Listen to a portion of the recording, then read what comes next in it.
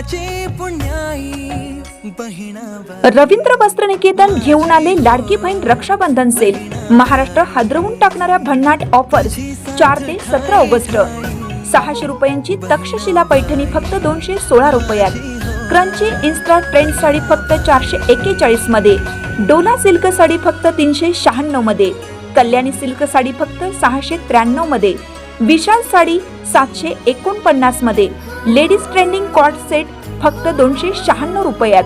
3 piece dress फक्त 396 मध्ये। Gents shirt एक घ्या एक मोफत। रवींद्र वस्त्रनिकेतन, सलगरे व शाखा। ताज्या बातम्यांसाठी महान करेला सबस्क्राइब करा आणि बेल आयकॉनला क्लिक करा। रोहित पवार आणि सुषमा अंधारे यांना राजकीय कावीळ। भाजपा राज्य प्रवक्ते राम कुलकर्णी। रोहित पवार आणि सुषमा अंधारे यांना राजकीय कावीळ झाल्याने त्यांना सत्ताधाऱ्यांचे सर्व काही पिवळं दिसत आहे, अशी टीका भाजपचे राज्य प्रवक्ते राम कुलकर्णी यांनी केली। मुख्यमंत्र्यांच्या नावे सावित्रीबाई फुले विद्यापीठाने व्हॉइस ऑफ देवेंद्र स्पर्धा आयोजित केली।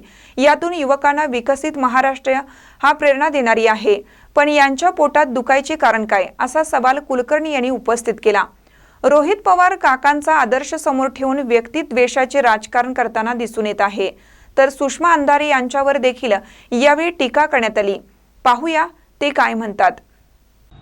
रोहित पवार असो, सुषमा अंधारे असो किंवा आमचे विरोधक इतरही असो, या मंडळींना सत्ताधाऱ्याच्या विरोधामध्ये कावीळ झाला की काय, ज्यामुळं त्यांना सर्व काही पिवळं दिसते। महात्मा फुले विद्यापीठानं व्हॉइस ऑफ देवेंद्रजी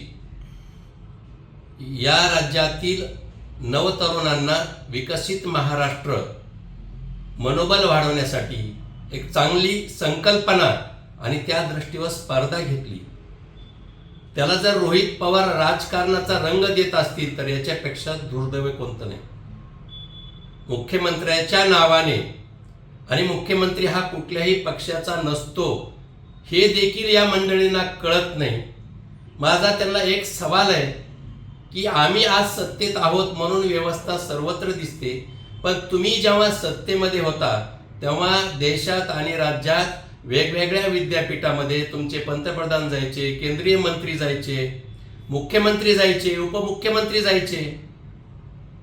कधी आम्ही यावर आक्षेप घेतला नाही, पण केवळ द्वेषाचं राजकारण करायचं, रोज उठून काहीतरी ट्विट करायचं आणि सामान्य जनतेची दिशाभूल कशी होईल एवढंच बघायचं, एवढाच उद्योग रोहित पवार आणि आमच्या विरोधकांना राहिला हे मात्र नक्की।